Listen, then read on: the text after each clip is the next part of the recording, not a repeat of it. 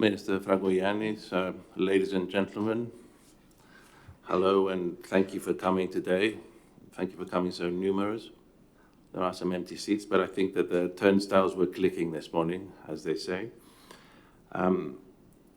Welcome to today's seminar on the World Bank's finance procurement, project procurement.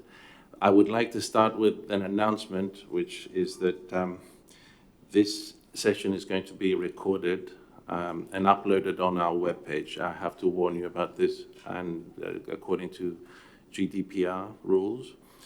My name is Nicholas Christodoulidis. I am a counselor at the Office of the Secretary General, and I will be the moderator today.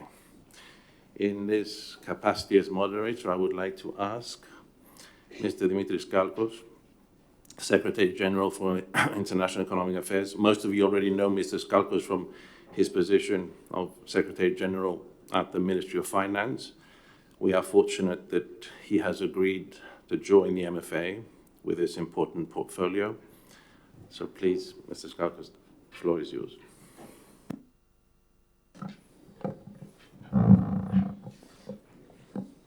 Thank you, Mr. Christodoulidis. Good morning, everyone. Dear Minister, dear participants, dear friends. First of all, I would like to welcome you to today's seminar on the World Bank's procurement framework. It is a pleasure to see a full or almost full auditorium on such an important meeting on the World Bank financed project procurement. The World Bank Group's engagement in Greece has been significant over the past years, providing expertise and advice. The area of procurement and investment project financing is an important class of cooperation for Greek companies. I believe that what it will emerge from today's meeting is that the World Bank needs accountable and competent partners. In this respect, Greek companies have shown remarkable qualities and a dedication to excellence in many sectors. They have shown an outstanding level of technical knowledge acquired through experience working on complex projects and a wide range of challenges both in Greece but also abroad. I am not only referring to large companies, but also medium and small size ones who achieve world-class performance in a competitive business environment in their relevant industries. They deliver highly competitive products and services in a wide range of sectors such as construction, energy, healthcare, digital technology, and others. One of the main pillars of the Ministry of Foreign Affairs mission is international economic affairs and international trade. It is a fundamental concern of the Ministry of Foreign Affairs to provide Greek businesses with facilitation in their international endeavors. This is why we help to create synergies with the World Bank and the huge and diverse portfolio of projects that it provides. I use the word synergies because the World Bank establishes rules and regulations and monitors their observation in all projects and creates a rules-based, transparent framework of operations. In a highly volatile international environment, the private sector is increasingly looking towards governments to maintain open financing channels and ensure that supply chains remain intact to try and leverage the efforts, especially of SME exporters that are particularly vulnerable in a crisis. It was in this framework that we organized a meeting with the European Investment Bank just a few months ago, and I would like to assure the companies that are here today, all of you, from my position of Secretary General for International Economic Affairs, that we shall continue to support your outreach through multilateral fora. Dear all, I will take no more time, and gladly I will pass the floor to Deputy Minister Fragogiannis for his opening remarks. Thank you.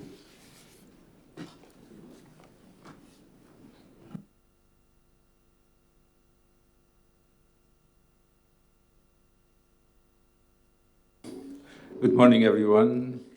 Dear Secretary General Mr. Skalkos, dear former Chief Procurement Officer and Advisor Mr. Enzo De Laurentiis, members of the Greek business community, ladies and gentlemen, welcome to the Hellenic Ministry of Foreign Affairs.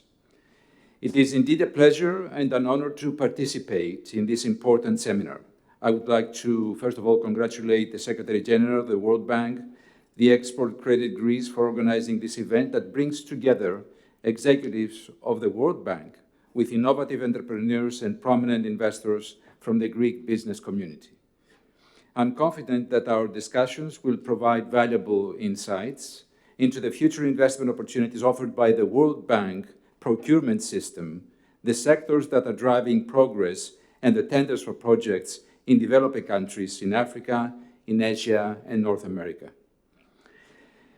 When the World Bank was established in 1944, humanity was emerging from a dark period. Its mission, which was agreed upon by 44 at the moment founding member states and drafted by John Maynard Keynes, was to reconstruct the economies of countries that had been devastated by war and to promote economic development in developing countries. Today, the World Bank Group is a target group, is the largest group of international development organizations with 189 member states. Its 5 complementary international organizations are dedicated to promoting sustainable development on a global level, reducing poverty and enhancing living conditions in developing countries. Greece was one of the founding members of all the organizations within the World Bank Group. It was also among the first countries to receive a loan to support its economic recovery following the World War II. Currently, Greece actively participates in the financial programs of the International Development Association, the IDA, and the Multilateral Debt Relief Initiative, the MDRI. Additionally, since the onset of the economic crisis in 2012, the World Bank has been providing technical assistance to Greece. This program has gradually expanded to include skills enhancement, vocational education and training services, and sustainable urban development. In recent years, Greece has made a gradual recovery from the economic crisis and has positioned itself as a reliable business partner.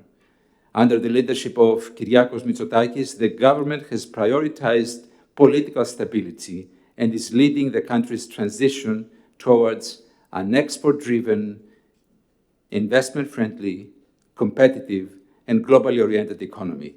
Through carefully planned and strategic initiatives, Greece is actively shaping its future as a dependable hub for energy, logistics, and trade, capitalizing on its strategic geopolitical position in the Southeastern Mediterranean at the crossroads of 3 continents. My own portfolio at the Ministry of Foreign Affairs plays a role in facilitating this transformation. Economic diplomacy and extroversion promote Greece's national interests and business activities abroad. In collaboration with relevant ministries and a network of offices of commercial and economic advisors of the Ministry of Foreign Affairs worldwide, we support the Greek business community. We consistently provide assistance to small and medium-sized enterprises, primarily through the restructured Hellenic Export Credit Company, the ECG. We also aim to increase foreign direct investments in our country by offering attractive incentives in areas such as digital transition, renewable energy, and the green economy. Additionally, we are committed to implementing fast-track procedures and providing streamlined services through our one-stop service approach.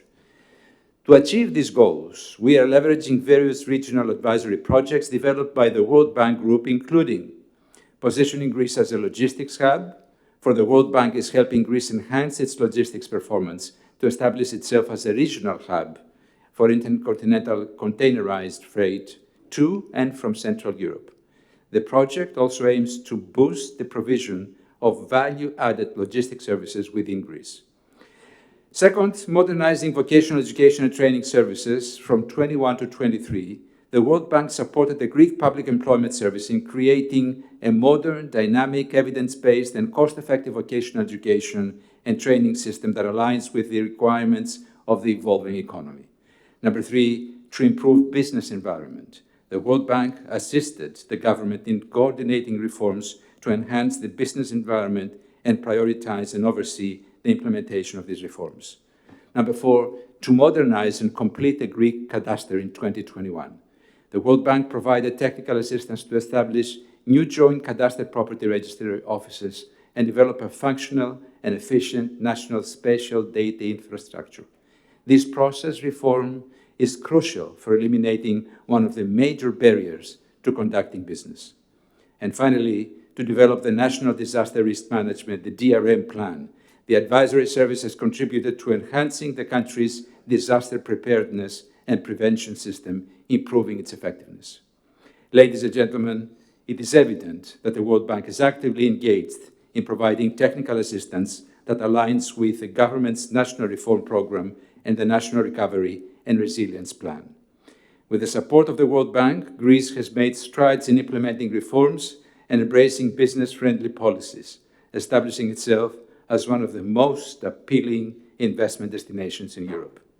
Successful investments thrive in a secure and stable environment, driven by goodwill and resilience. I am confident that this seminar today will serve as an ideal platform for sharing technical assistance, innovative ideas, and fresh perspectives that can strengthen partnerships and lead to the establishment of mutually beneficial and profitable ventures.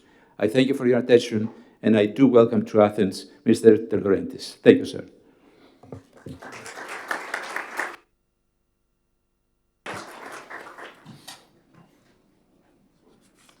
Thank you, Minister Frangogiannis. At this stage, there is a minor issue because Mrs. Paniotarea, our representative at the World Bank, has been held up beyond her control, but I understand that she will be joining us very soon before the end of the session. So I turn to you, Mr. De Laurentiis. I've been looking at my watch, and it seems that everything is conspiring secretly to give you more time for your keynote speech.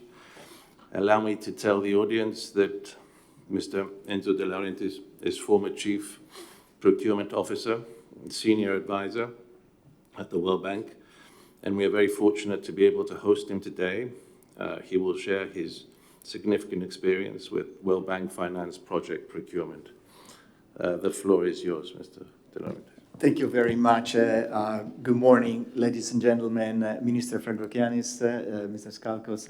Thank you so much, everybody, for this invitation. It's a pleasure to be here, and I really want to start by thanking the government of Greece for the invitation, because it came at a perfect time for us at the World Bank, as we are actually very proactively engaging with markets all over Europe, the US, and many other countries where we know there are very strong contractors. This is really critical for us. In fact, this is one of the tasks that I've been asked to continue doing now as an advisor. Very recently left my post as the Chief Procurement Officer, but I actually had started this during my tenure at the bank because I firmly believe that without a partnership with the private sector, it's impossible to give the best results to our clients. And so this is actually a bit of a new proposition for the bank. It was a bit of a change management over the years, right? Because it takes a little bit of change of culture, both in the countries and also in the bank, because of course we want to model this behavior for the countries. The countries need to almost do a reverse marketing in the sense that they need to attract the best contractors to come, but we're doing the same in the bank by engaging directly. So I think, I'm sorry, what do I? Perfect. So I'm going to give you a very quick overview because I know that you are all familiar with the World Bank, so I'm not going to spend any time. Just a couple of data to set the stage, but again, not spending much time. Where I like to spend more time is to explain how the World Bank procurement approach has changed significantly, and that's why we're here. So we're here for two reasons. One, to tell you that and hopefully convince you that if you are interested in working in developing countries, there's no better way to do it than with the World Bank.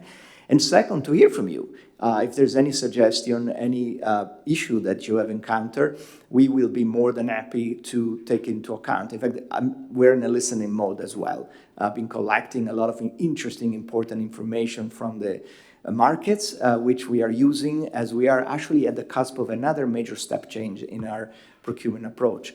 Not another reform, because the reform I did a few years ago was principle-based, and it's all based on value for money and fit for purpose, but to continuously improve and enhance our processes. So actually they are very interesting for the private sector. They incentivize the best contractor. They really are driven by value. So decision-making is driven by value and not by process. So very quickly, to give you a sense, Of course, it's a multilateral international organization. You know the key objectives of the World Bank. Very large portfolio, works in many, many countries, very diverse. It's 5 institutions, but today, for the purpose of our meeting, we'll focus on 2. Actually, it's 2 institutions, but 1 set of rules and people. The International Bank for Reconstruction and Development, which we call the World Bank, and the IDA, International Development Association, which works with the the country below a certain GDP, so very poor country with very concessionary terms. 0% almost financing, longer repayment, and so forth. But there's the same rules. Very important, though, because IDA continues to grow and remains a key element for us to work in some of the most difficult countries where we are getting increasingly a mandate to be relevant, and particularly sub-Saharan Africa. You can see the lion's share, it's in fact in Africa. It's a portfolio that continues to grow. We continue to have a very, very successful replenishment discussion for the next IDA. Last time was a record, and this will remain a key tool for us, because IDA, of course, is replenished by the country, by the donors every 3 years, while the IBRD is funded mainly from the capital markets. But altogether, our last year we did more than 70 billion lending. I think it was 72, 73. And if we continue to grow, as we hope, we'll maybe, somebody says, $100 billion bank for investment only. Just to say that, the 5 other institutions, they're not so relevant for today. Maybe the one that you're also very interested, but it's another meeting perhaps, is the IFC, or International Finance Corporation, which works with the private sector more as an investment banker. But it's also worth mentioning it because we are increasingly working as a group. So we have projects with blended financing, projects where we do PPPs, and there is also a great role for them in sort of mobilizing private capital, in organizing the project financing and de-risking, and advising also on developing the local market, while we work more on the public sector, on regulatory aspects and other more institutional aspects. But you can see it's a portfolio that is spread all over the world in developing countries. But again, Africa, I would say, it really deserves a lot of attention at the moment. The lion's share of the portfolio in terms of value is infrastructure. So large projects on energy. If you think about Africa, just to mention it, we are now launching a very ambitious program to provide electrification to 300 million people in Africa, 250 by the World Bank and 50 by the African Development Bank. It's a partnership. There's going to be a lot of renewable energy. There's going to be a lot of projects coming in the next few years. And of course, there is a really significant leveraging effect, meaning like the World Bank, for each dollar, the World Bank leverage significant private sector investment. Water, also very, very important. All kind of, from brown to projects, drinking water and everything. And transport, also very, very significant. So those are, for value, it's the biggest share, about 60, 70% every year of the portfolio, but we lend in every sector of the economy, with the exception of defense and the nuclear. Pretty much you find very important projects in health, in particular. During the pandemic, we were the leader. We lent more than $12 billion in vaccines, and a lot of other money went to projects on medical equipment, PPE, and now a lot of effort goes to preparedness for the next pandemic, which unfortunately, we don't know when, but we know that. We have learned a lesson that it may come. So, and then you find everything: agriculture, social protection, reforms, and so forth. This is just to give you a sense where the biggest borrowers. India is the largest portfolio at the moment. This, of course, changes. This presentation is for you, so you have this data. You can look at them more carefully. Now, this requires a bit of explanation because these are just data, and we don't manipulate data. But it's obvious that China wins a lot for two reasons. First of all, because it wins most of the countries in China because they have a huge industry, and they, obviously have a comparative advantage when bidding in China. But it's true that they win a lot of countries also in particularly Sub-Saharan Africa and increasingly other parts of the world. Now, we are a multilateral organization. Every country is treated the same, so please don't take my comment the wrong way. But one of the reasons why we're engaging so actively with the European and Americans and others is because we want to diversify the portfolio. Because at this moment, I'm very, very sorry to say that we do not have enough bidders from Europe in Sub-Saharan Africa. We have, any given big project, we may have 12, 13 Chinese bidders. France appears to be the only one. France is still, but even France, in the last couple of years, it went down significantly. Italians are much less active, and there are some reasons for this. Some are structural from the countries, but many reasons are related to a loss of confidence, which we want to rebuild now. And be very candid with you. There was this sense that we award to the lowest cost, right? And so many contractors tell me, look, we bring all this extra value, as I'm sure you're telling me, because you're abiding by very high rules, you are very qualified and capable, and then you feel that, well, this value is not taken into account. Well, this has never been completely true, but it's definitely not true now, and that's going to be the main part of my presentation. Why now value is the main part, or at least a significant aspect of how our devaluations are made. The other countries, of course, that you see there, it's because increasingly we built a lot of capacity in countries, and when we have national competitive bidding, which means over a certain threshold when the country has a capacity and has a dynamic market, we use more local rules, they win those contracts. But the countries in which you are interested, which are the international one, still are about 50% by value of the portfolio.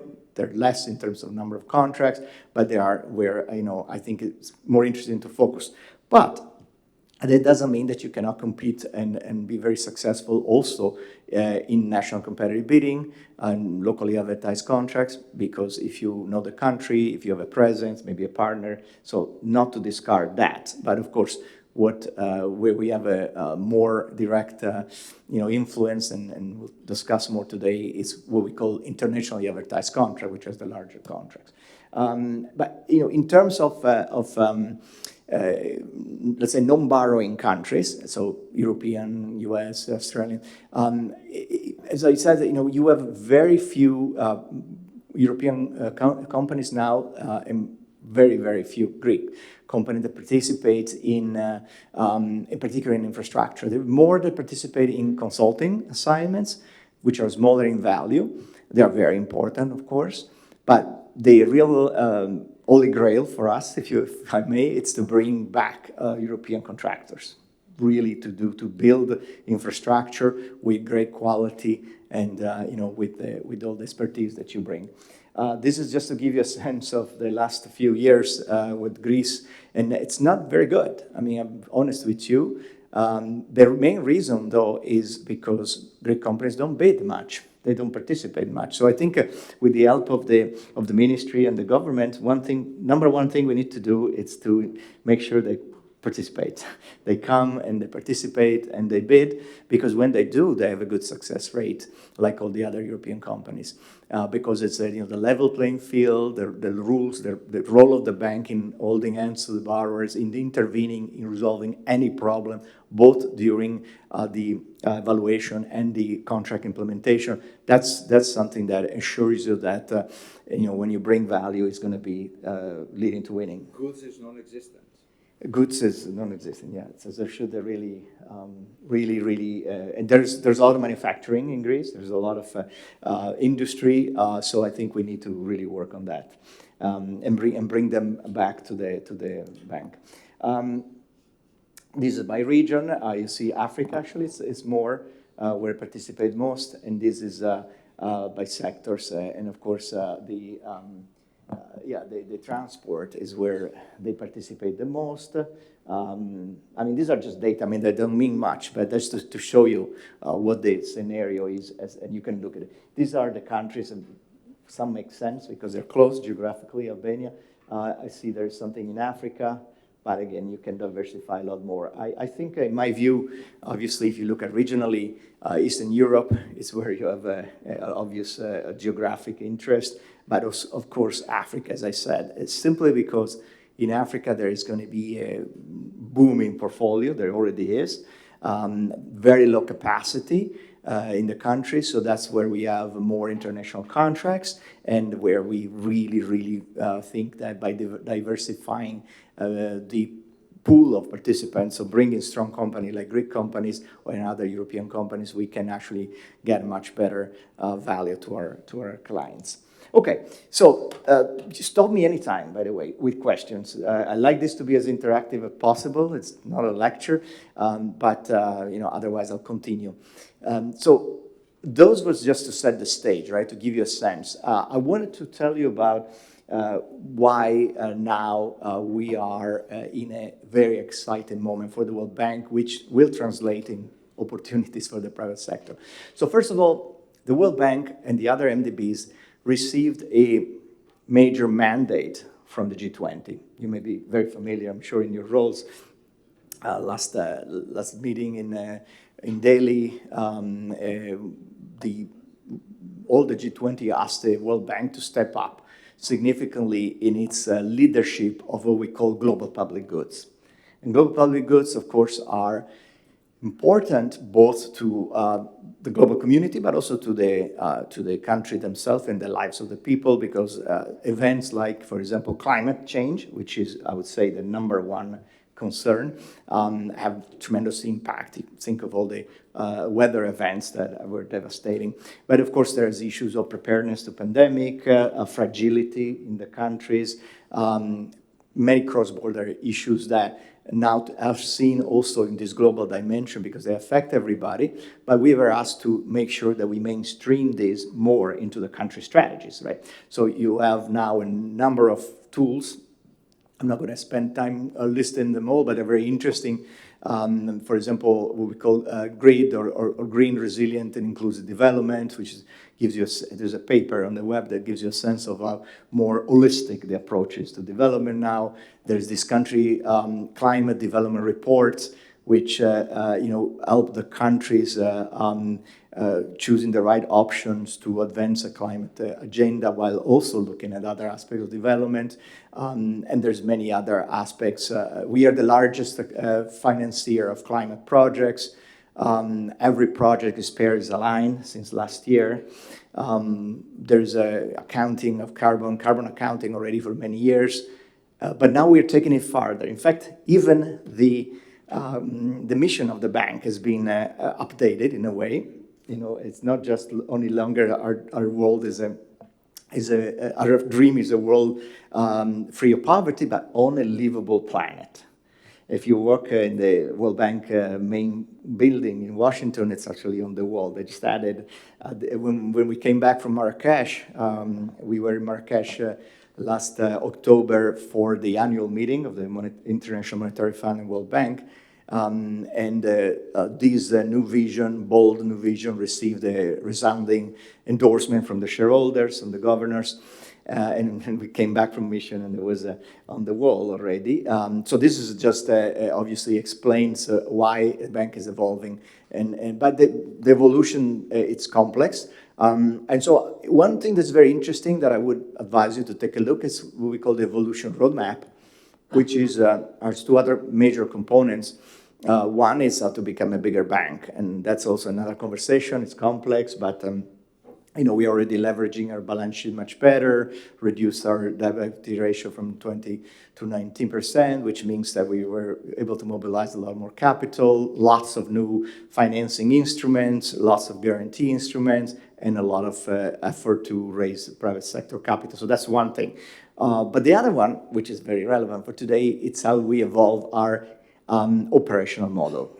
And that's really what we're doing. It's one of the tasks that I'm working on, using what we already have as a very strong, very good procurement framework, but bringing it to the next level to support better the mission of the bank.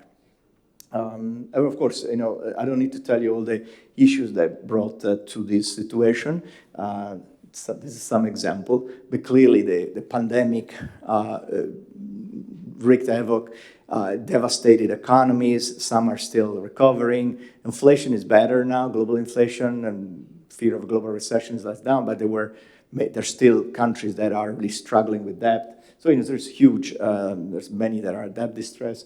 And of course, the war in Ukraine has been another major impact. So, so the economy, it's not going to be beautiful in the next few years. It's maybe a little less dramatic than it seemed a year ago, but the needs for development are going to be huge. We're just a drop in the bucket, but we're going to be huge. Just to tell you also that we're working very closely with the other MDBs. This is also relevant because you'll find lots of co-finance projects.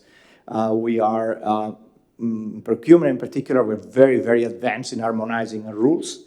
So when you have a co-finance project, you'll see that we'll rely on one or the other rules completely.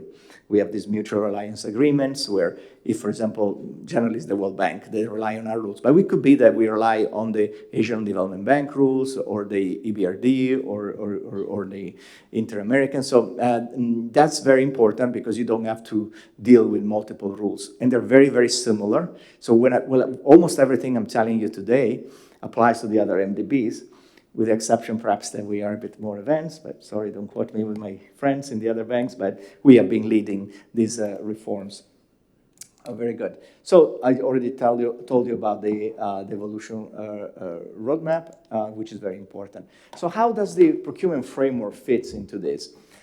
So when we reformed, when I reformed the procurement framework, before it used to be called the guidelines. Maybe if some of you worked before, there were two little books, one green, one red. It's a completely different approach. So we moved from a one-size-fits-all, which we applied everywhere the same rules, to a fit-for-purpose as the guiding principle, which means that we ensure that the procurement strategies in the projects are developed taking into account the unique characteristic of an operating environment, meaning the risks in that particular environment, the capacity of the client, but most importantly, the markets. So the procurement strategy needs to be optimal, as I said before, to attract the right bidders in the market. And that is very, very important. And it's also relevant for you because the more you learn and understand this, the more you develop successful strategies, right? Because, look, winning contracts, it could be that you just look at an advertisement and bid and win, but that's not the strategy, right? The strategy to win contracts requires a deeper engagement to prepare for the moment when the contract is advertised, and starting with what is the bank strategy in the country, which is in the country procurement framework. Country partnership framework, which is every political cycle, there's a new one, and that tells you where the project will be. So you already identify the countries where you are interested.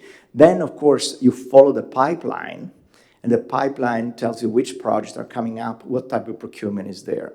Then, of course, understanding the country is very important, because as I said, if we really have a procurement strategy that is based on all the risks and opportunities in that operating environment, it means that the better you prepare, the more you understand the operating environment, the country, the issues that the country is trying to deal with at the deeper level than what is just in the procurement document, right? Because, now that we are using, and I'll tell you in a second how we're doing, points to give points to quality, sustainability, innovation, what is going to be critical is to be demonstrating that your company is better than the others, right? It's no longer just meeting the bar and the lowest cost, right? It's really competing truly on quality, at least 40, 50% or more, depending on the project, on the contract. And therefore, what I'm telling you now, I think it's, hopefully you'll remember it because it's very relevant to prepare a winning strategy, right? To position your company, right, in the particular countries. So other things that, of course, we have done that are important, it's to be much more dynamic and much more streamlined in our decision making. Of course, the rules are the rules for the borrower. Not everything goes. If you have a legal agreement, it's very clear. The procurement plan is very clear and it's updated. And the procurement regulations, which I would advise you to look, are the rules of the game, right? Procurement regulations apply to the borrower and describe the methods, the processes, the decision-making process, and so forth. But the bank is much more flexible, right? It's not the policy; it's principle-based. So I can tell you, when I was a chief procurement officer, almost on a daily basis, I was asked to make decisions, right? Decisions that required to be more flexible. And before we couldn't, right? Because the policy was board approved, and so well, you can because the policy now it's principle based. So as long as transparency, fit for purpose, value for money, economy are there, and that's a matter of interpretation. We are able to adapt the procurement strategy. And what is the number one reason we adapt it? Well, right now, and that's why I'm here, is based on what is most attractive to the private sector. Let me be very frank. And I'm saying this to the borrowers too, right? I'm telling the borrowers, you need to be able to bring the best. And sometimes you don't, right? I'm telling the borrowers. Sometimes they bring bidders, but it's suboptimal, right? If you look at the Fortune 500 companies, very few bid. And the reason they don't bid is what I said before, because they don't think their value is taken into account. You need to engage with the market much earlier in the process. And that's why, they don't come, because many companies don't want to come late, right? They want to be part and parcel of the decision, the discussions. So this works both ways. That's part of the advice I'm giving you. When you are developing your strategy, when you're looking at the country bank, the bank strategy in the country, the portfolio, you find your project, get involved early on. Ask questions. Visit the implementing agency. Try to understand at a deeper level what are the problems that they're trying to resolve, right? Because you're going to really have that opportunity to show that your company can do better than others. So this, again, it's an engagement that is not only legitimate, but is actually recommended now, and has to be during the early phases of a project preparation when you identify the right project. Look at local partners, potentially, right? How you can build a strong in-country team. So these are the type of things that, and so the reason why I'm giving you these things, this information that seems a little bit broader than just, explaining the rules, is because I truly believe that this is the key to be successful. Companies who do this and do well, they win a lot. I mean, I've seen small companies, they pretty much live on World Bank contracts or other MDBs. They win, 50, 60, 70% of the time they bid. Could you illustrate the procurement framework and the overall policy through an example? Sure. On a specific country, sector, type of product? Yes. Well, okay, so you may have, again, the projects will be within a country partnership framework. So the country partnership framework will tell you which sectors the bank will focus, right, for the next 5 years, 4 years. Within that, there may be a project, could be a road rehabilitation, right? There are many road rehabilitation in sub-Saharan Africa, or it could be an energy project. The project in the World Bank has several phases, right? It starts with identification, which, the project is, defined in its broad terms and what is going to support. And at every step, this is public, right? There's information available on our website where you can find from the very beginning, and that's when you start, right? Because it also tells you who to contact, who are the person. Then there is a phase that's called preparation. Preparation is where all the feasibility studies are done. The engagement with the market should be done. Not done well yet, but we are pushing for it, and I think this is going to be key in the next few years. But that's where you can be also more proactive. During the preparation, there are, of course, many things that are done to set up a project implementation strategy, but one of them is looking at procurement, right? So that's where you identify the contract. You're beginning to define the contract, but that's where one cornerstone of this work from the procurement point of view is called Project Procurement Strategy for Development, which is where we look at these opportunities and this risk. For example, there is a very big environmental risk in the country, or there could be social aspects, like, for example, we had big problems with gender-based violence in some countries. So these are risks that are very specific. There could be issues with cybersecurity. There could be issues with forced labor. I mean, there are a number of social aspects and a number of environmental aspects. And then from that, you start developing a strategy on how to mitigate those risks through the contracting.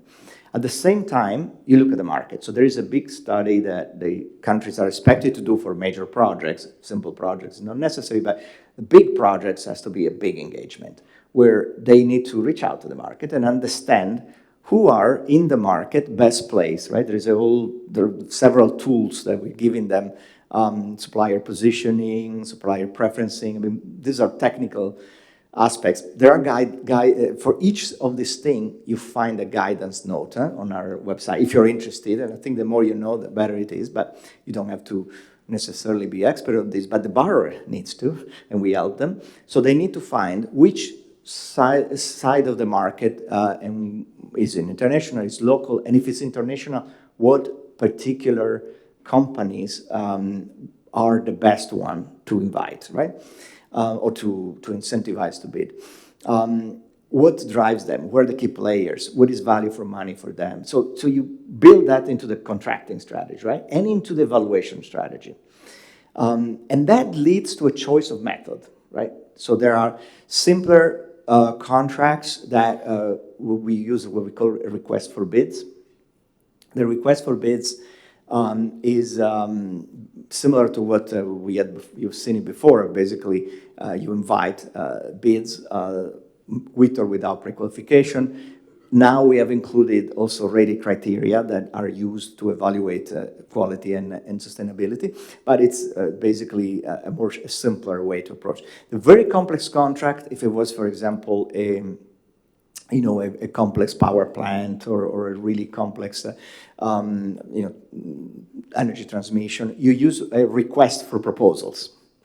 The request for proposals is more complex because it's truly focused on full proposals on every aspect of the project from a limited number of companies that are pre-selected with a process that we call initial selection, which is also using points. But instead of being points on the proposal, are points on the experience of the firm, right? So you try to limit to 3 to maximum 8 firms. That give you a good possibility and likelihood that they will present good proposals. So it's not based on cost? This is only on quality. This is the first step. It's called initial selection. Then these firms are invited to present a proposal, and the evaluation is based on both quality and cost. I'll be very honest with you, we need to do better on the quality part. That's another thing I'm doing now. I'm doing a bit of a retrospect of how well we are using it, and I'm pushing for, and I think all my colleagues agree, and I would recommend to raise the quality part. It has to be at least 50 or 60%, right? So let's see, how fast this will happen, because sometimes I see it's too low. But I think it's already playing a major aspect, because when they do the evaluation, they give points, and I have examples later in the presentation, on aspects that have to do with the methodology, with the personnel, with any proposal to mitigate a risk in a certain way. So That's quality and cost. Then there's a contract, of course, and bigger contract is also in part negotiated. Not a lot, but some aspects are negotiated. And then there's the implementation with contract management. What I want to mention that there are different methods also, not only different types. For example, very, very complex contracts where innovation is super important. We can use a method called competitive dialogue, which is also used in the European Union, and is basically starts with, we wouldn't call them even negotiations, but really a conversation on different aspects with selected potential bidders on commercial, financial, technical. They're all done separately with a probity advisor that makes sure that everything is done transparently. Then there is a, the elements of the competition is refined, and then there is a regular. So there are different methods, but this procurement strategy is important to identify the right method, right? It's not just choosing from a list, but what is the best way to proceed? And the contract, of course, is also very important. And then in contract implementation, it's very important because it's a phase where a lot of the value for money is often lost. And the bank before was very much at arm's length, meaning did not participate much. We still can't participate very actively because we're not party to the contract. This is very important. The contract is between you and the country. But we are now stepping up significantly in our role in facilitating that. First of all, we want to make sure that there is a procurement strategy that includes a contract management. You do not have a good contract management strategy unless you do it very early. You cannot do it when you sign the contract. You have to know from the very beginning what KPI you're going to use, how you're going to resolve the problems, what dispute resolution mechanisms you need. And now we mandate the use of the Dispute Avoidance and Adjudication Board, which is a FIDIC instrument that is very, very helpful to avoid time and cost escalations and to avoid also or prevent disputes. I was actually discussing this in Geneva, the Global Infrastructure Conference last week, and I think this is a very interesting tool which we are using actually in different ways, including compliance checking and much more dynamic than just dispute resolution. Anyway, so all these things, hopefully it wasn't too long as an answer, but it's something that starts from the very beginning and it's built through the process. I mentioned this other aspect, but one thing that I wanted to mention is this hands-on implementation support. Because it's getting more and more complex for the borrowers and capacity is an issue, the bank is more and more involved to help through every step of the process, hands-on. So that's an additional safeguard for the companies, right? Because they know that the bank is there. This has really helped not only speed up disbursement and resolve problems, but also prevent corruption. Because we don't do it, quote unquote, meaning we don't sign the contract, we can't, but we help prepare the documents, we help negotiate, we do pretty much everything in more complex projects. And we do a number of other things in difficult countries. For example, there is mandatory direct payment by the bank in fragile environments, which is very helpful, right? Because you avoid some of the problems with the payment, although we always follow up to make sure the companies are paid. There is also, we have a few years ago mandated beneficial ownership information, which is also very important for transparency, meaning you really need to know where the benefits of the contract are going to.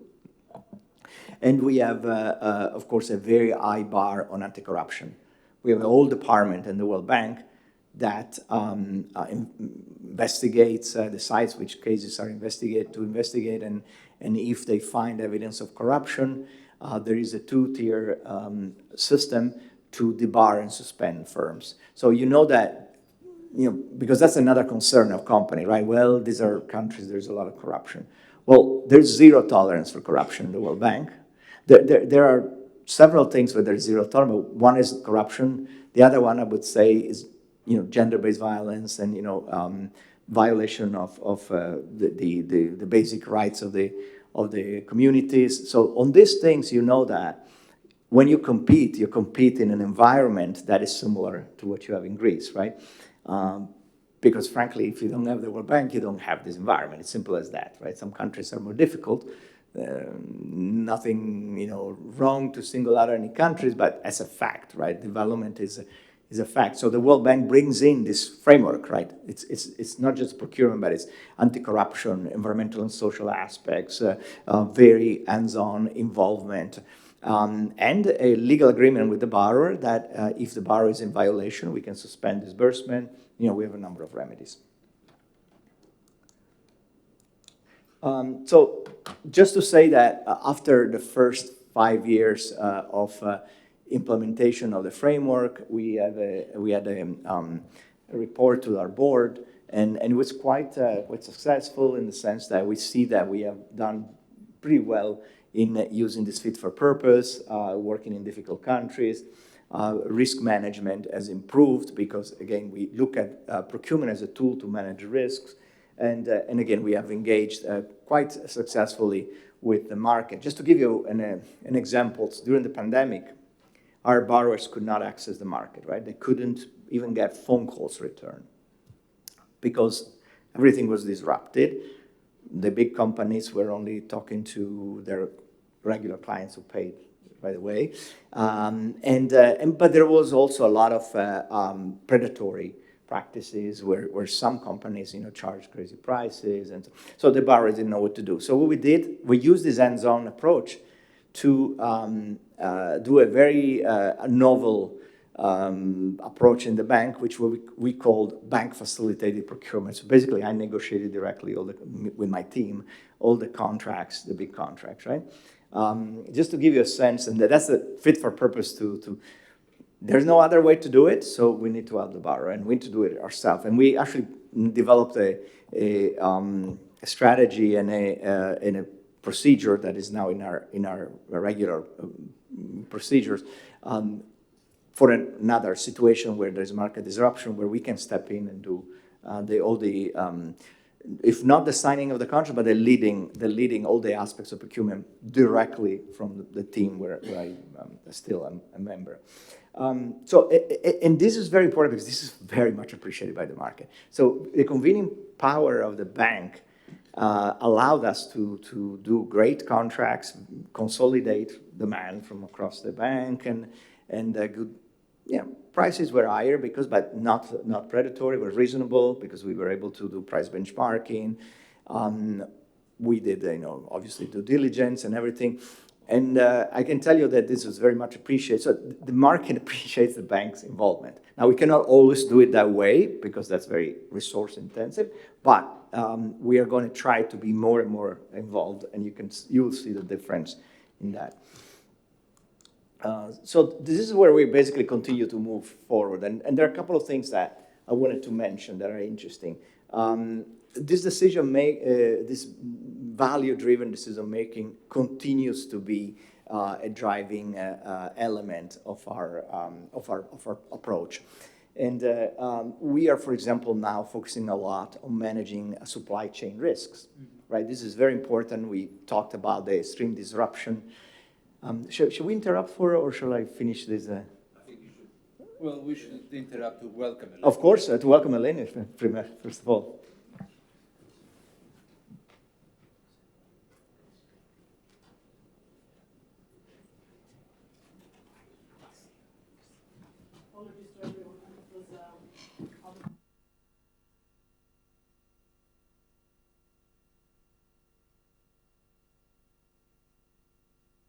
Okay.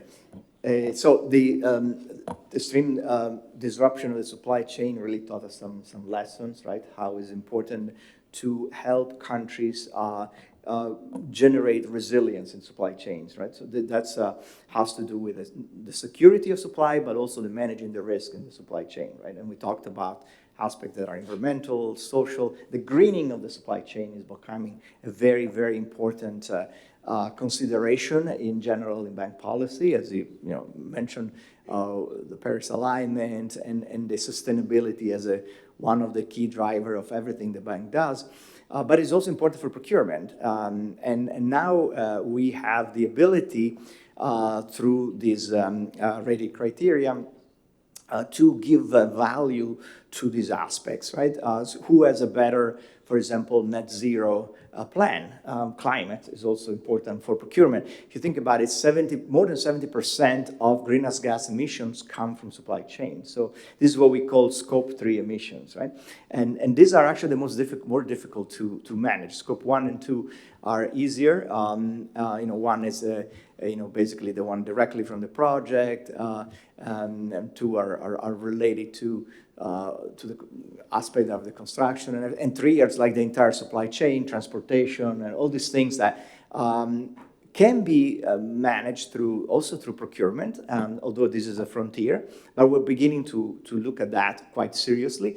We're discussing this with the other multilateral. In fact, I'm going to be in London tomorrow, and we'll be discussing this to find an harmonized way to improve our approach to this.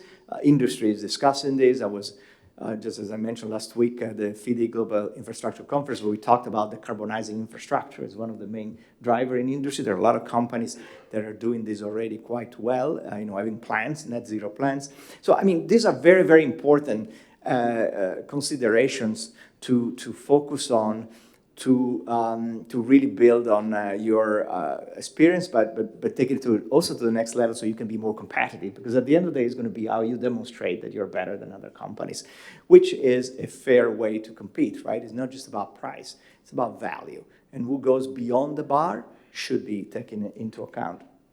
Barrier capacity, of course, is very important. We are focusing a lot of resources on that. And that's not so much for you to be directly involved unless you are working on, on institutional reforms, capacity building, including procurement, because there will be more and more also opportunities for technical assistance on that. And then, of course, we will streamline more our processes. Part of this engagement, as I mentioned, for us is also to learn from you where you find bottlenecks or issues or problems. How can we do better? We are really, the authorizing environment now is perfect to find, solutions that work. And if they work for industry, they're transparent.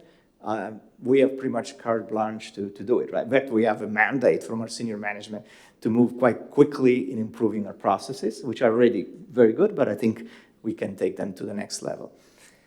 I mentioned the environmental and social aspects. Well, these are not, in a vacuum in procurement, but they really mainly come from our key policy on these aspects, which is the environmental and social framework. It's 10 standards that are covering everything from natural resource management, community health and safety, labor issues.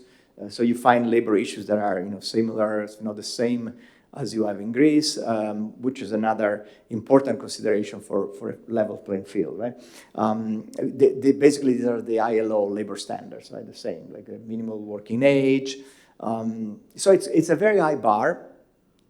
For example, we have, as I mentioned, one of the risks that we are now very proactively mitigating is that what we call sexual exploitation and abuse and sexual harassment, or gender-based violence. We have an age of consent, which is higher than some countries. It's 18, just to give you a sense. I mean, so it's a high bar, right?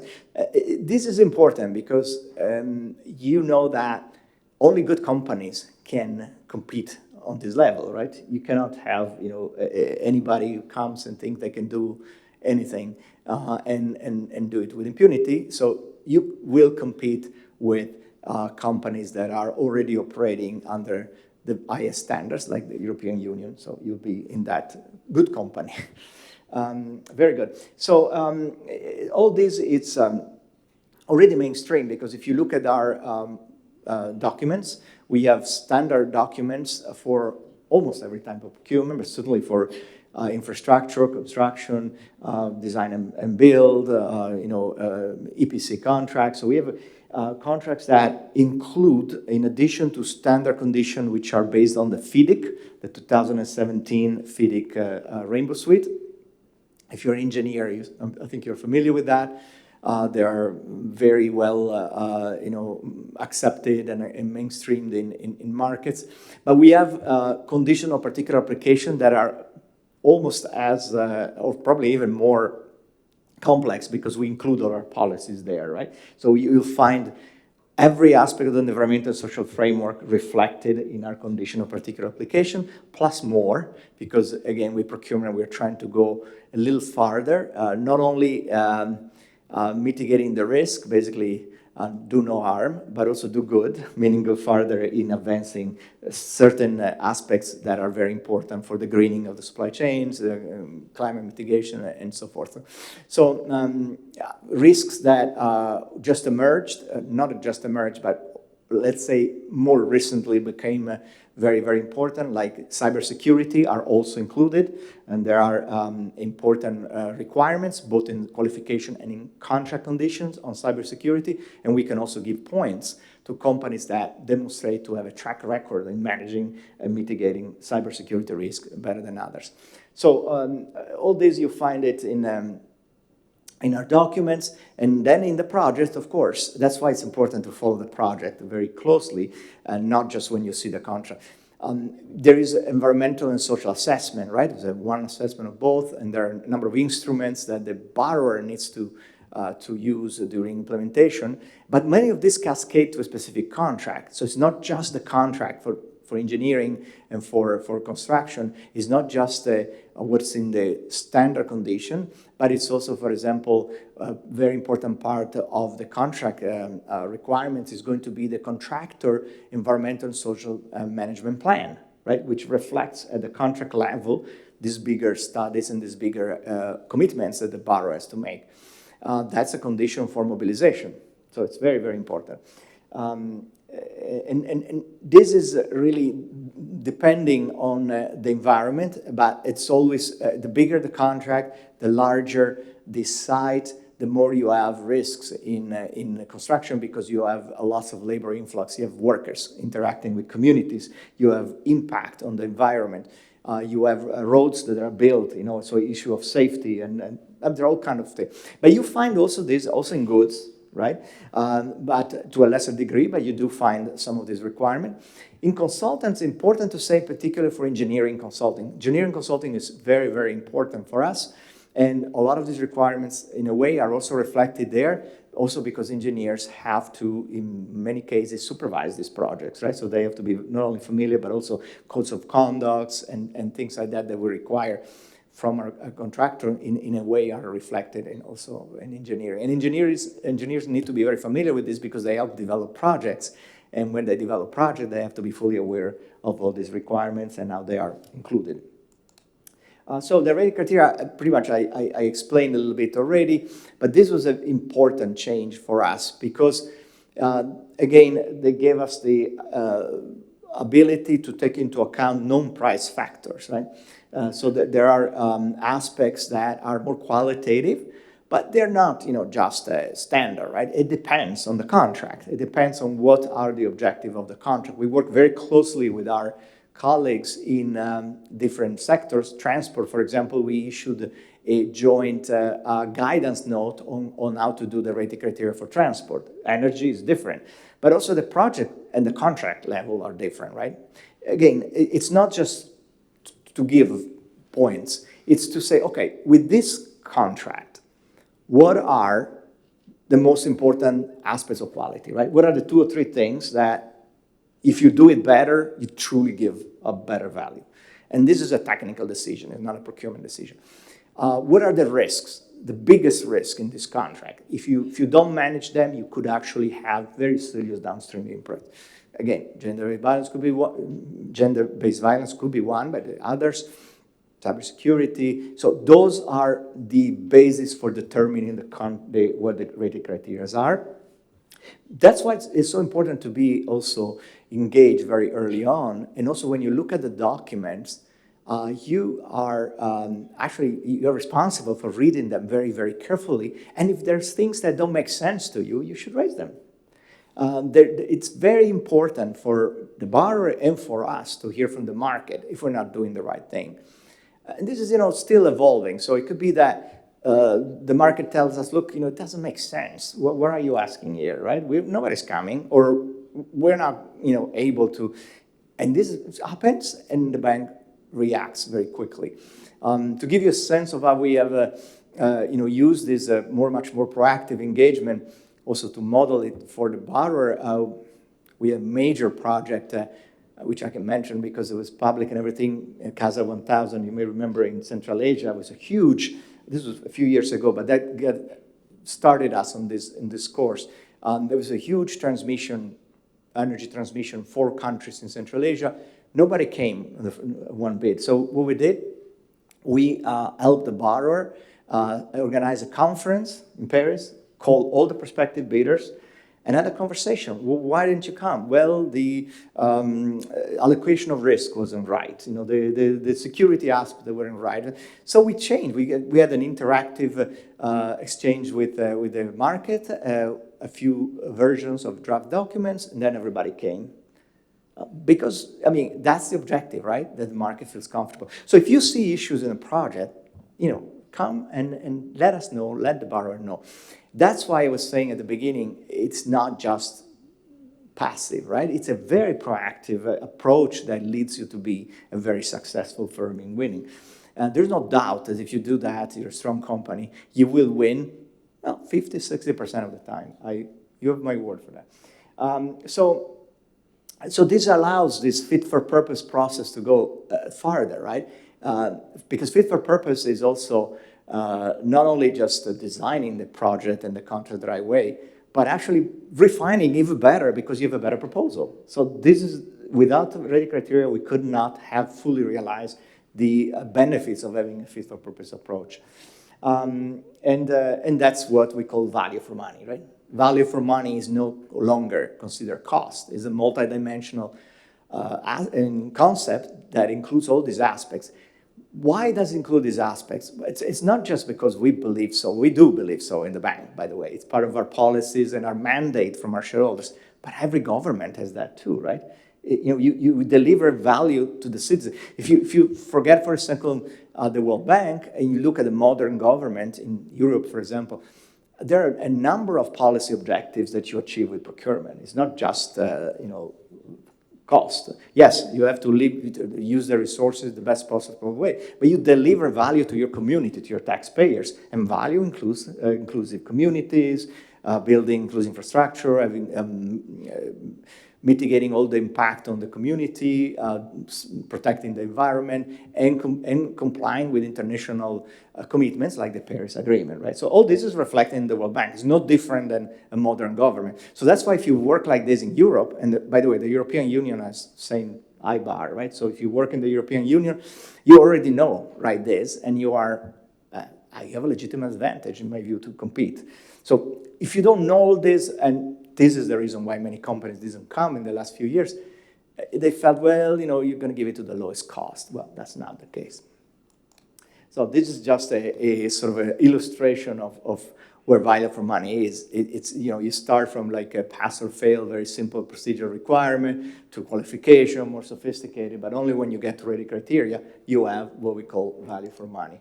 I'm going to go a little faster here. Since 2016, since 2016 has been recommended for our borrowers to use. Quite frankly, has not been used as much as we were hoping for.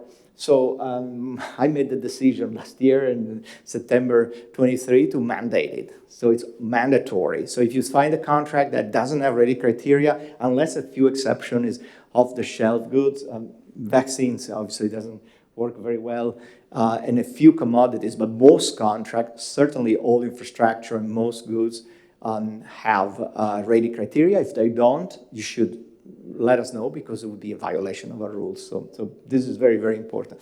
Now, consultant services always add quality, right? If you're a consultant and have competed, you know that 80% at least is on quality. So that is continuing. In fact, even there, we're looking at pushing for higher value, 90%, sometimes even 100% quality, right? And then you negotiate.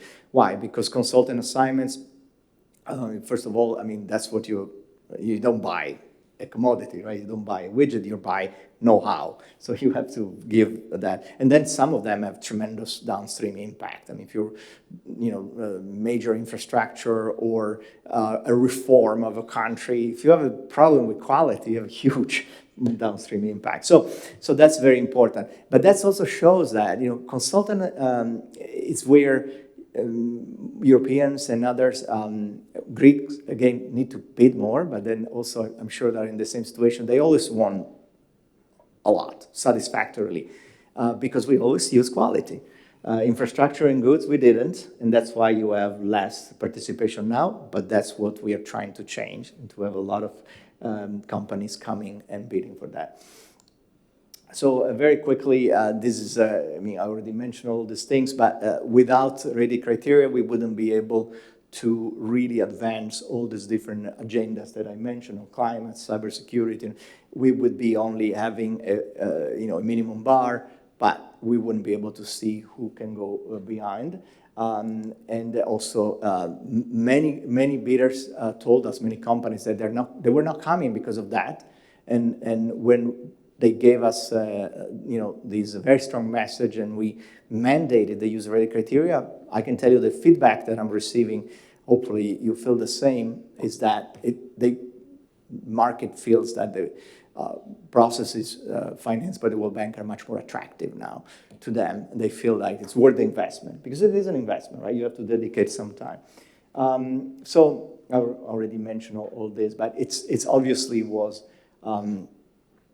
something that had to be done.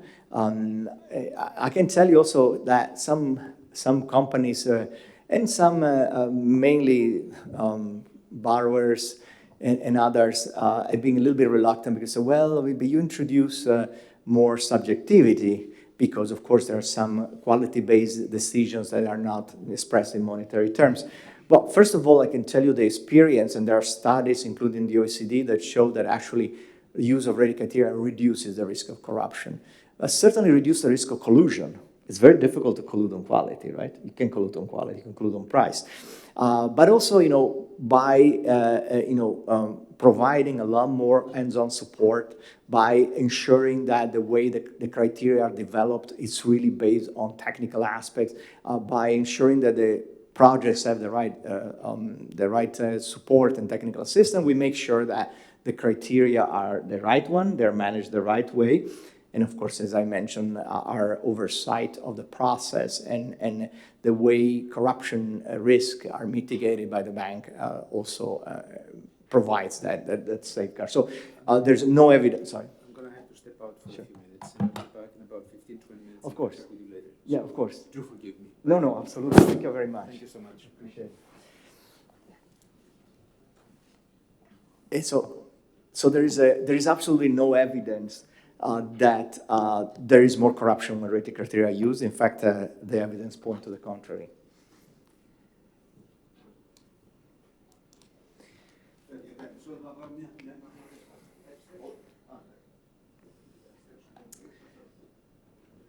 So I mentioned already all the different things that we're doing to ensure that the borrowers have everything they need to apply the rating criteria requirements in the right way. There's a lot of learning that we have launched, that we're doing a lot of training, capacity building. All the documents are including that. They're used both in request for proposal, which I described before, and request for bids. And of course, they are in our rules. There's a web page, which is interesting. I mean, I would advise you to browse our procurement web page, because there are several links there to other web pages that we have, and you really find probably the most complete library on procurement that you can find anywhere publicly, right? And it's not theoretical, right? It's not stuff like a university article, which may be very, very interesting by the theory. This is very practical. So actually, the more you learn that, the more you become an expert. The more you're an expert, the better bids you prepare. And this is simple as that, right?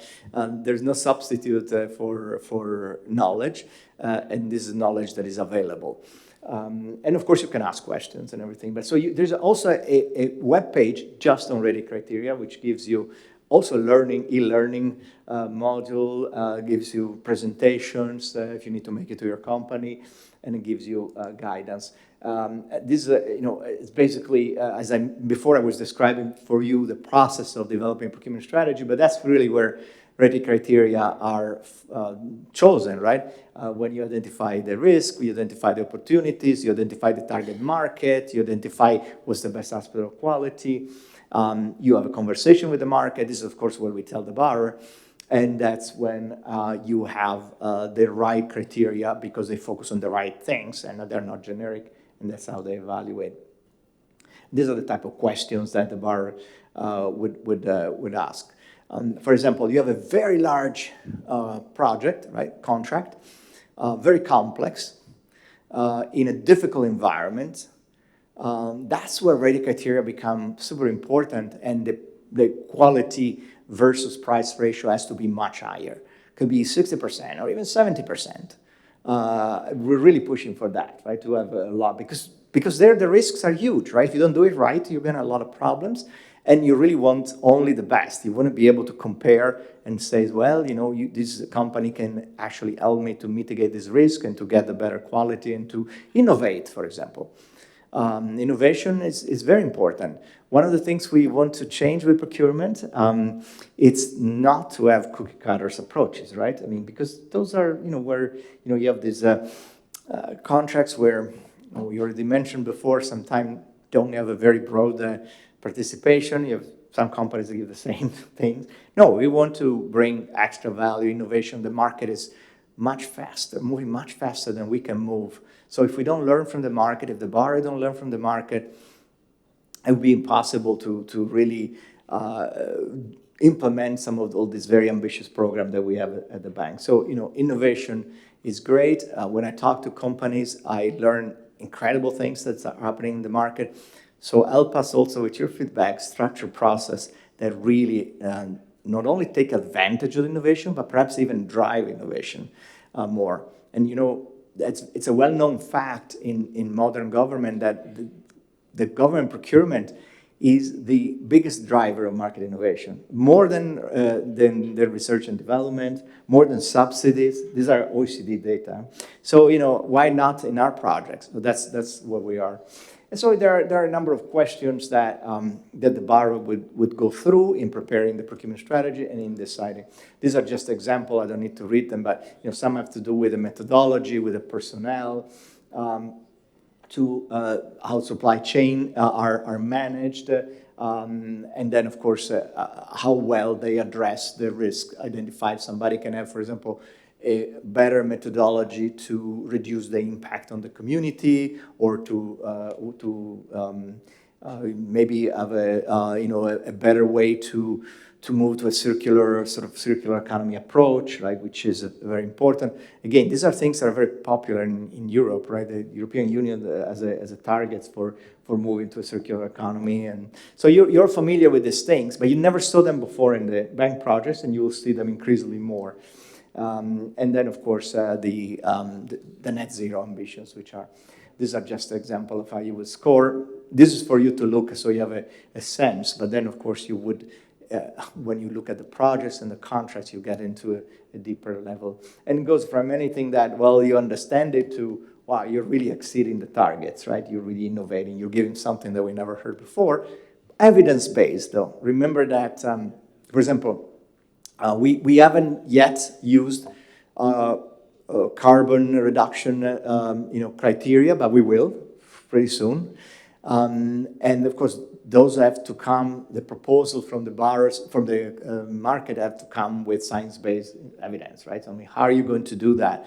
There's a really interesting way. There are many ways to calculate it. And we're trying to move as fast as possible. Industry and borrowers and even us are at different places in this journey, but I can tell you that within the next probably year, 2 years, this thing is moving really fast, and you're going to see in most procurement processes, certainly for infrastructure. I mean, infrastructure, generate a lot of carbons, right, emissions. Building, of course, first of all, because of the building materials, right? The biggest emission producers are cement and steel and all these things that are, and then there's all the, in scope 3, there's all the aspects, for example, the transport aspect, in the trucks that come to the sides. So they're huge. So decarbonizing infrastructure is going to be a very, very big thing. So if you are, of course, a construction company and think about this thing now, you prepare, you become very competitive when we ask these things. If you're an engineer also, you help develop project that takes all these into the project design. So these are very important. But it is also, it's going to be increasingly also for goods. I mean, anything generates, every industry generates emissions. So, I'm at the end of my overview. Again, I'm not going to read your disclosing thoughts, but I think it's pretty obvious what my personal ambition is.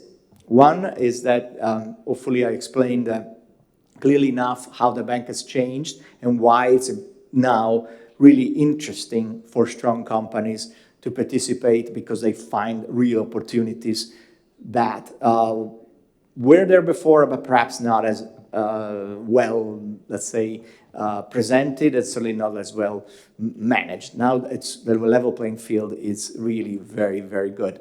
And then, of course, the second one, if you have any question for me, actually, I'm sure you will. I'm really looking forward to do my best to answer them. So I think I'll stop here. Thank you very much.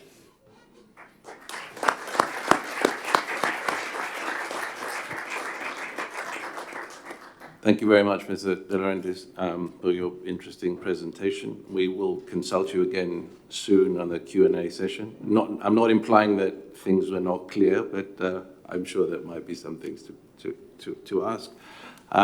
We'll go back in time for a second to correct today's process. Dr. Panagiatou is Greece's representative at the World Bank, and she has been instrumental in organizing this seminar, both inspirationally and in execution, and we thank her very much for her presence. The floor is yours. Thank you very much, and again, sincere apologies for my late arrival. It was literally out of my hands. It was sort of force majeure, or else, as we say in Greek, anotera via.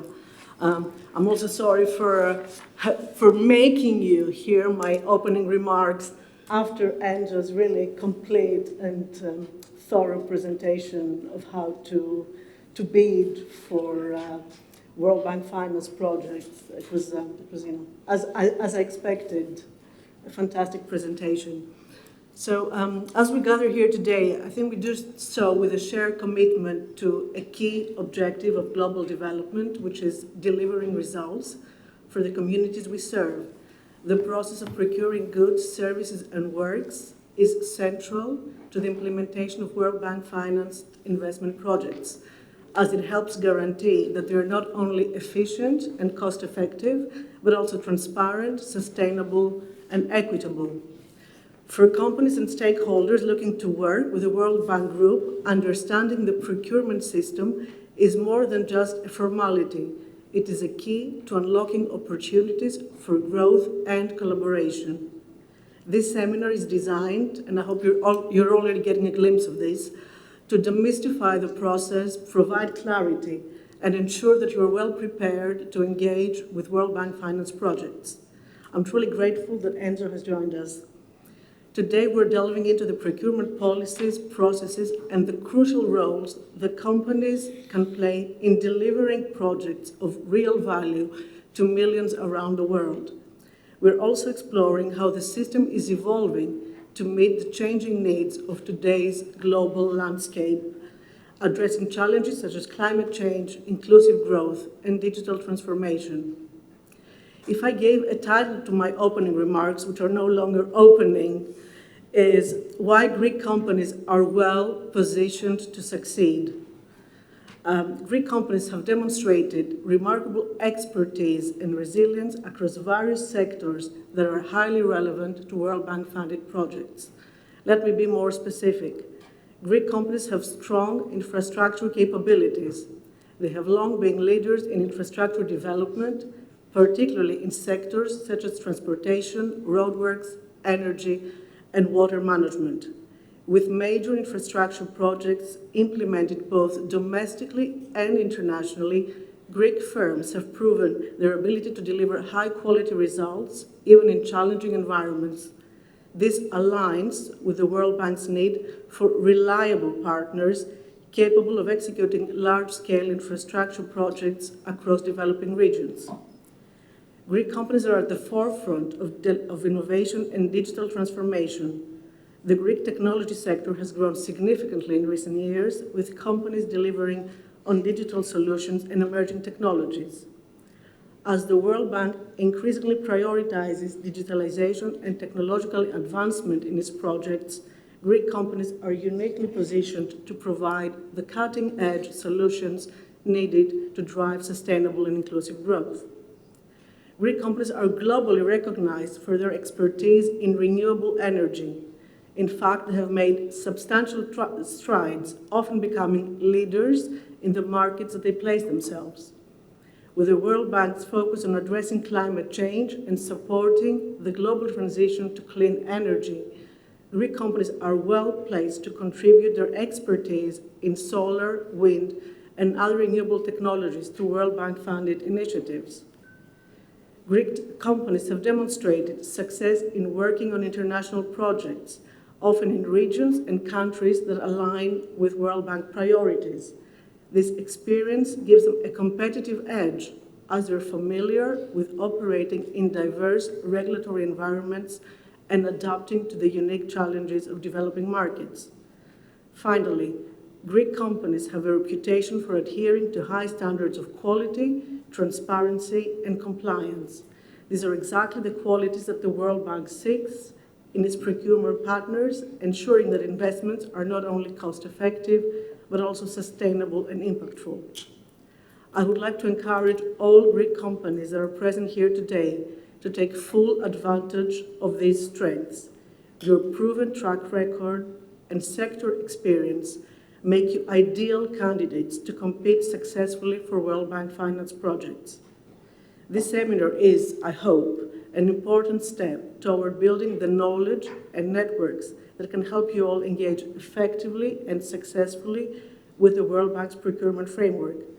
I encourage you to take full advantage of today's discussions, ask questions in the next session, and connect with Enzo, who is here to support you. It goes without saying that I'm here to support you too. I would like to express my gratitude to Deputy Minister Frangolianis and General Secretary Skalkos. They have completely delivered on their commitment to bring here to this auditorium as many people, as many companies as possible. So I'm grateful for that. And I'm grateful for all of you here, being here with your eagerness to participate and learn. I feel that your presence reflects a commitment to both learning and collaboration, which are key to advancing global development efforts. Thank you, and I hope that you're finding this useful and insightful.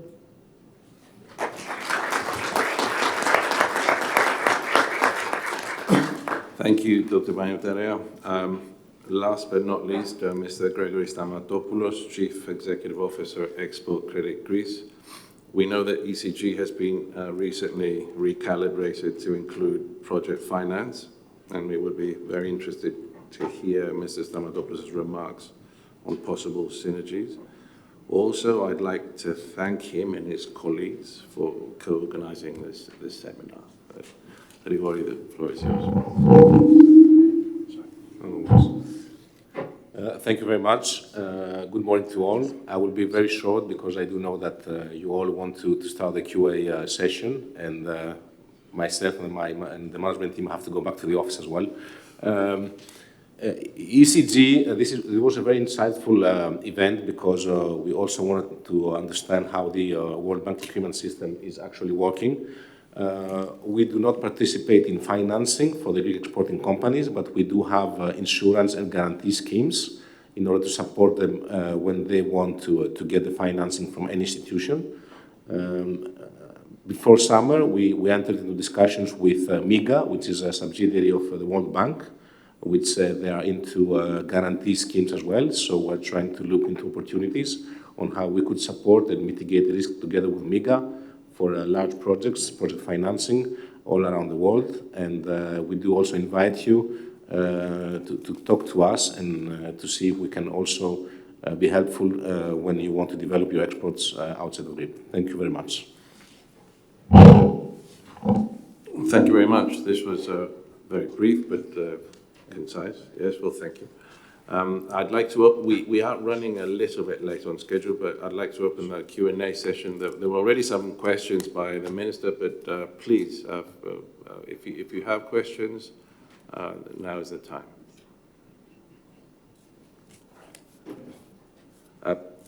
But while you're making up your mind, could I ask, Mr. Laurentiis, you mentioned, you spoke about rated criteria and how this possibly increases cost.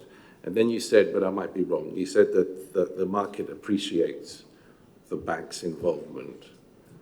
You mean the market in the borrower's country? And in what sense, if you could elaborate, because that's very interesting. So. Actually, it's international markets that appreciates it in particular. So, as I mentioned, there was a sense, I'm very candid with you, right? We also had some, internal, external audits and everything, and we engaged ourselves, and there was a sense that price dominated to a point, the valuation, that companies felt that why bother, right? You'll slowly give it to the lowest price. Now, this has never been completely true because we have qualification requirement, we have all kind of, and what we call the lowest evaluated price sometimes included aspects of, for example, spare parts, after-sale services, delivery times. So there were a few, but not enough, obviously, and not used enough. There's another aspect that is very important that goes with the criteria, which is what we call life cycle cost.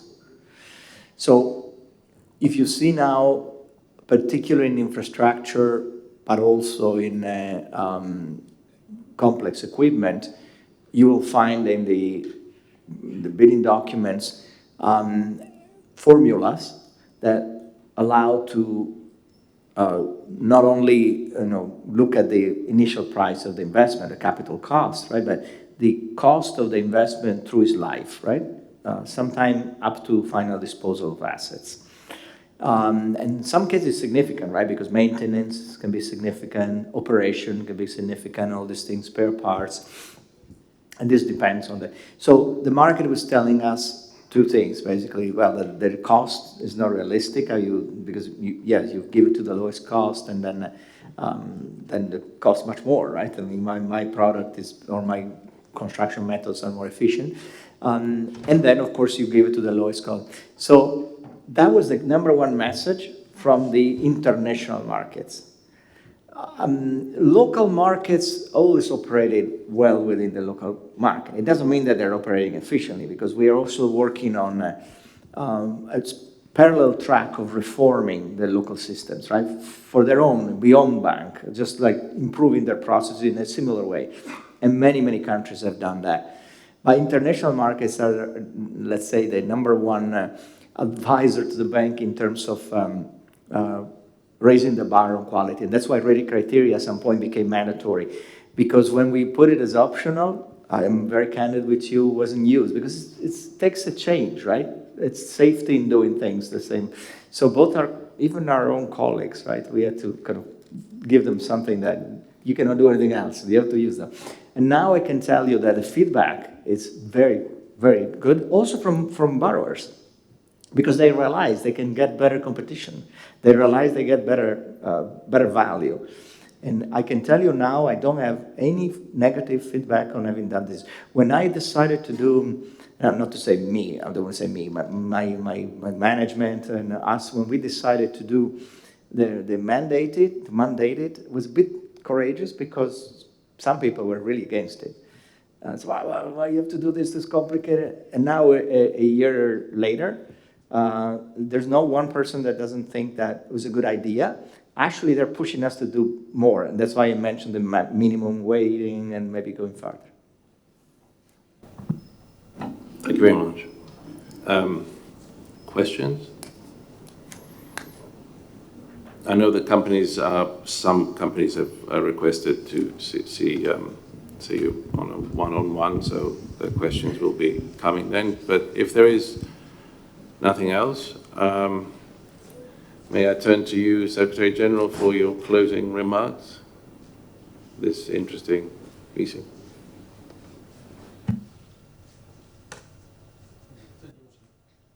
Thank you, Mr. Christodoulidis.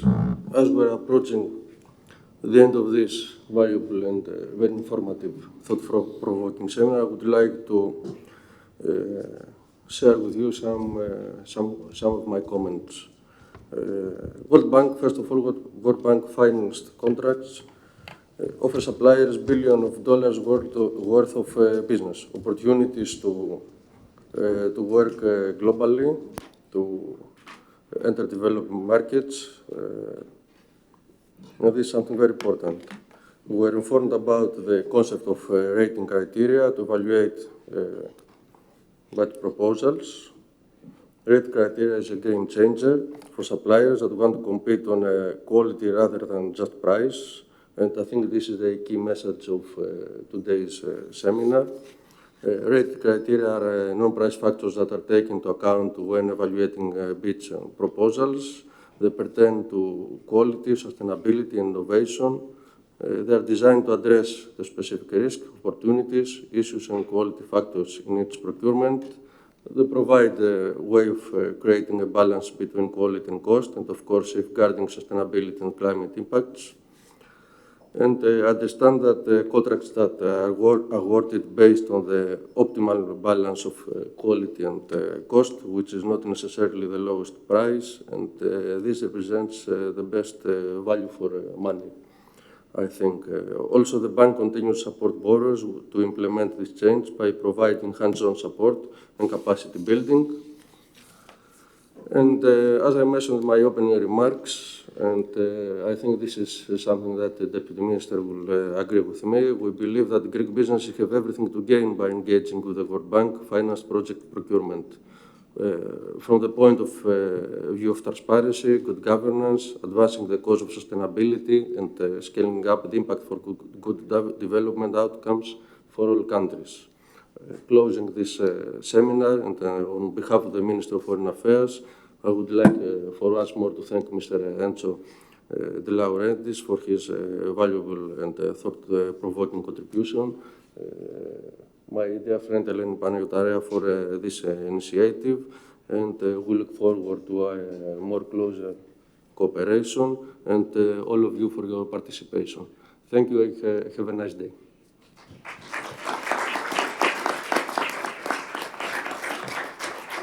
Again, thank you all for coming. I'd like to thank the panelists, Minister, Secretary General.